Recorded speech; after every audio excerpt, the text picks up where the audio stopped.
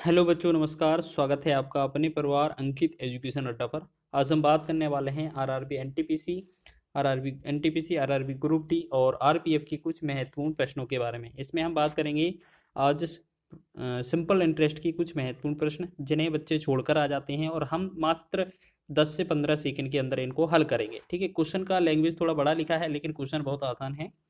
मानवी ने एक धनराशि पहले 3 वर्ष के लिए साधारण ब्याज की 6% वार्षिक दर पर, उसके अगले 5 वर्ष के लिए 9% वार्षिक दर पर और 8 वर्ष की इस अवधि के बाद 13% वार्षिक दर पर उधार ली। यदि 11 वर्ष के अंत में उसके द्वारा भुगतान किया गया कुल ब्याज 8,160 रुपये है तो उधार ली गई राशि कितनी है। तो देखिएगा, आपको याद रखना है, पहले तो हमें ये याद रखना है, सबसे पहले ये याद रखना है कि आपका जो पहले 3 वर्ष के लिए रेट दिया है 6%, तो 3 × 6 करेंगे। ठीक है। उसके बाद अगले 5 वर्ष के लिए रेट दिया है कितना, 9%। ठीक। तो आपके 3 वर्ष और 5 वर्ष मतलब 8 वर्ष तो टोटल निकल ही चुके हैं। टोटल 11 वर्ष है। इसके बाद बोला है 8 वर्ष के बाद जो भी अवधि है वो कितनी है, 3 वर्ष और रह गया है, उसके लिए आपका 13% रेट दिया है। अगर आपसे बात किया जाए, आपका जो एसआई होता है हमेशा आरटी परसेंट के बराबर होता है, मतलब आरटी का गुणा आरटी का गुणा आरटी का गुणा। ठीक है। तो पहला ब्याज देखते हैं हम, अगर इनमें तो ये 18% होता, ये दूसरा देखते हैं ये 45 होता, ये आपका 13×3 = 39। ठीक है। अगर हम इन सबको जोड़ लें तो टोटल हमारा ब्याज कितना आना चाहिए, 8,160, यही होना चाहिए ना। तो हम इन सबको जोड़ते हैं, इन सबको, तो 8 5 13, 13 9 22, 2 हासिल हो जाएगा, 1 4 5 3 8 और 2 10, 102 हो जाएगा। ठीक है। अब हमसे ये हो गया टोटल, ये ब्याज का वैल्यू हमने ब्याज से भाग दे दिया। अब धनराशि पूछा है, इसका मतलब हमें मूलधन 100 का वैल्यू पूछा है। 17 छक्का 102 हो जाएगा, 17 चौकी 68 हो जाएगा। ठीक है। 17 चौकी 68 और 17 अट्ठे 136, 17 अट्ठे 136 और एक जीरो हो जाएगा। ठीक। 6 से डिवाइड करें, 6 कम 6 6 8 48, एक जीरो। 80 का 100 में गुणा करेंगे तो ये बनेगा हमारा 8,000। 8,000 हमारा मूलधन था। इसका राइट आंसर हो जाएगा आपका ऑप्शन नंबर सी। तो इस तरीके से आपका बेहतरीन क्वेश्चन है, बस थोड़ा लैंग्वेज थोड़ा बड़ा लिखा है लेकिन क्वेश्चन का सॉल्यूशन बहुत अच्छा है, छोटा सा है। ये पहला ब्याज है, ये दूसरा ब्याज है, ये तीसरा ब्याज है। ठीक है। टोटल ब्याज उन्होंने 8,160 बोला था, तो हमने इन तीनों के ब्याज जोड़ दिए। ठीक है। और उससे भाग दे दिया, फिर गुणा हमने 100 लगा दिया, जिससे हमारा मूलधन आ गया। अगला देखेंगे, एक आदमी 3 अलग अलग योजनाओं में साधारण ब्याज की 10%, 12% और 15% की दर पर क्रमशः 6 वर्ष, 10 वर्ष और 12 वर्ष के लिए धनराशियों का निवेश करता है। ठीक है। यदि प्रत्येक योजना की परिपक्वता पर उसे समान ब्याज प्राप्त होता है तो निवेशित धनराशियों का क्रमशः अनुपात ज्ञात कीजिए। देखिएगा, क्वेश्चन बहुत आसान है। आपको ऐसे समझ रहा है कि 10% के लिए आपका पहला कितना है, 6 वर्ष है, यानी कि 10 गुणे में 6 कर देंगे हम। ठीक। फिर दूसरा 12% के लिए आपका 10 वर्ष है, तो 12% के लिए आपका 10 वर्ष है, तो ये 12 का गुणा 10 में कर देंगे। ठीक। तीसरा आपका 15% 12 वर्ष के लिए, तो ये 15 गुणे में 12 कर देंगे। ठीक। अब हमसे बोला है, यहाँ पर देखें, यहाँ पर लिखा है समान ब्याज प्राप्त होगा। जब भी कभी लिखा हो समान ब्याज प्राप्त होता है तो इन्हें हमें 1/में लिखना पड़ता है, याद रखना। ठीक है। और इनका अनुपात लिख देना होता है। इस तरीके से हमें वैल्यू बना लेनी है। तो ये कितना, 1/60 हो जाएगा। फिर ये कितना हो जाएगा, 1/60। और ये कितना होगा, 1/120। और ये कितना होगा, 1/180। ठीक है। तो हम बात करेंगे यहाँ पर, अगर इन सबके लासा की तो इनका 60 का, 120 का और 180 का लासा जो आएगा वो 360 आएगा।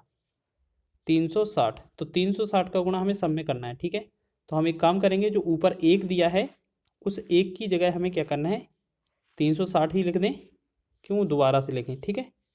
ये इसका मतलब क्या हो जाएगा, या हमने ऐसा समझ लें कि हमने इसमें क्या है, एक ऊपर पहले वाले में 360 का गुणा करेंगे, या आप ऐसे समझ लें। ठीक है। यहाँ पर जो लासा है हम यहाँ पर लिख लेते हैं 360। ठीक है।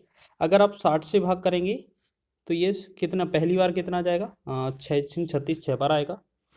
12 से भाग करेंगे, 12 3 36 हो जाएगा। 18 से 180 से भाग करेंगे, 18 दूना 36, तो ये 3 6 3 2 के अनुपात में हमारा अनुपात बनेगा। क्योंकि ऊपर कुछ वैल्यू दिया नहीं है तो हमें गुणा करने की आवश्यकता नहीं है, तो यही हमारा आंसर हो जाएगा। ठीक है, या आप ऐसे समझ लें कि इस 360 का इसमें और इसमें गुणा करके सॉल्यूशन लिख दें, वही हमारा अनुपात हो जाएगा। तो 6:3:2 होगा हमारा इसका राइट आंसर। ठीक है, आगे बढ़े नेक्स्ट क्वेश्चन की ओर। अगला क्वेश्चन देखेंगे, लिखा है यदि साधारण ब्याज की वार्षिक दर को 8% से बढ़ाकर 12.5% किया जाता है तो एक व्यक्ति की ब्याज में होने वाली वार्षिक आय में ₹369 की वृद्धि होती है।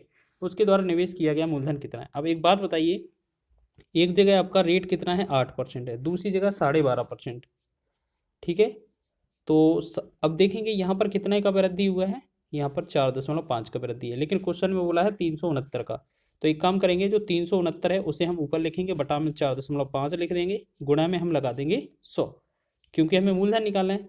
यहाँ से पॉइंट हटाएंगे, एक और जीरो लग जाएगा। ठीक, अब यहाँ से 9 से भाग करें, 9×5 = 45 हो जाएगा। 9 से भाग करें, 9×4 = 36, 9×1 = 9, 5×1 = 5, 5×2 = 10, ये 200 हो जाएगा। अब 200 का गुणा 41 में करेंगे तो 41×2 होता है 82, 2 0 साथ में रहेगा तो ये बनेगा 8200। इसका ऑप्शन नंबर बी इसका राइट हो जाएगा।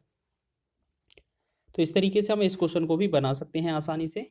आगे देखेंगे नेक्स्ट क्वेश्चन क्या लिखा है, एक निश्चित धनराशि 5% वार्षिक साधारण ब्याज की दर पर 3 वर्ष में 230 रुपये हो जाती है। मूलधन रुपए में ज्ञात कीजिए। देखिएगा, हम आपको बताएं, आपका जो एसआई होता है वो हमेशा क्या होता है, RT% होता है। ठीक है ना, तो यहाँ पर R 5% है, 3 वर्ष है, तो ये कितना, 5 × 15, ये 15% जो होगा इसका ब्याज हो जाएगा। ठीक, लेकिन हमसे बोला है कि 230 रुपये हो जाती है, इसका मतलब ये मिश्रधन दिया है। तो मिश्रधन आप कैसे निकालते हैं, 100 में आपका जो ब्याज होता है वो जोड़ देते हैं, 100 में ये 15 जोड़ देंगे अगर हम, तो ये कितना बनेगा हमारा 115%। ठीक है, तो आपका जो कितना है 230 है, 230 वो आपका 115 का वैल्यू दिया हुआ है, लेकिन हमें मूलधन निकालना है, तो मूलधन का मतलब 100 से गुणा करना है। 115 का एक बार, 100 ये 2 बार, डबल बार चलाएगा, 2 का गुणा 100 में करेंगे, ये 200 हो जाएगा। 200 इस क्वेश्चन का राइट आंसर हो जाएगा। ठीक है ना, 115 का डबल 230 होता है, ये कट जाएगा 2 बार, 2 का 100 में गुणा करेंगे, ये बनेगा 200। 200 इसका ऑप्शन नंबर सी इसका राइट हो जाएगा। आगे बढ़े नेक्स्ट क्वेश्चन की ओर। अगला क्वेश्चन देखेंगे, कुमार ने आरिफ को 10% वार्षिक साधारण ब्याज की दर पर 3 वर्ष के लिए कुछ धनराशि उधार दी और आरिफ ने वही धनराशि 20% वार्षिक साधारण ब्याज की दर पर 3 वर्ष के लिए नरेश को उधार दी। यदि 3 वर्ष बाद आरिफ को प्राप्त ब्याज 1560 रुपये था तो कुमार ने आरिफ को कितनी धनराशि उधार दी थी। ठीक है ना, तो इसमें हम बात करें, यहाँ पर देखो आरिफ का ब्याज दिया हुआ है 1560 और आरिफ का रेट परसेंट और वर्ष उसका दिया है, तो आरिफ का ही मूलधन निकालना है। तो हमें इस वाले बीच वाले लाइन से कोई लेना देना नहीं है, क्योंकि हमसे नरेश के बारे में कुछ पूछा नहीं गया है, ना बोला गया है। ठीक है, तो हम क्या करेंगे, मान लेते हैं जो RT% होगा वो SI होगा, SI RT% होगा, तो 10 × 3 करेंगे तो ये 30% के बराबर ब्याज हो जाएगा। ठीक है, अब क्वेश्चन में बोला है कि जो ब्याज है वो 1560 है, यानी कि जो 1560 है वो 30% की वैल्यू है। गुणा लगाएंगे 100, तो ये आपका मिश्रधन हो जाएगा। 1 0 से 1 0 करेंगे हम, 3 × 3 = 5 × 15, 3 दूना 6, तो 52 का 100 में गुणा करेंगे तो ये बनेगा 5200। ठीक है, तो आरिफ का जो मूलधन है जो नरेश को दिया गया है वो कितना है, 5200 रुपये है। अगर नरेश के बाद आगे कुछ और पूछा जाता तो हम थोड़ा और बहुत कैलकुलेशन करते, लेकिन फिलहाल हमसे सिर्फ आरिफ का धनराशि ही पूछा है, तो यही हमारा आंसर हो जाएगा। डी विकल्प इसका राइट आंसर हो जाएगा। वीडियो अच्छा लगा है तो वीडियो को लाइक करें, शेयर करें, चैनल पर नए हैं तो चैनल को सब्सक्राइब कर लें।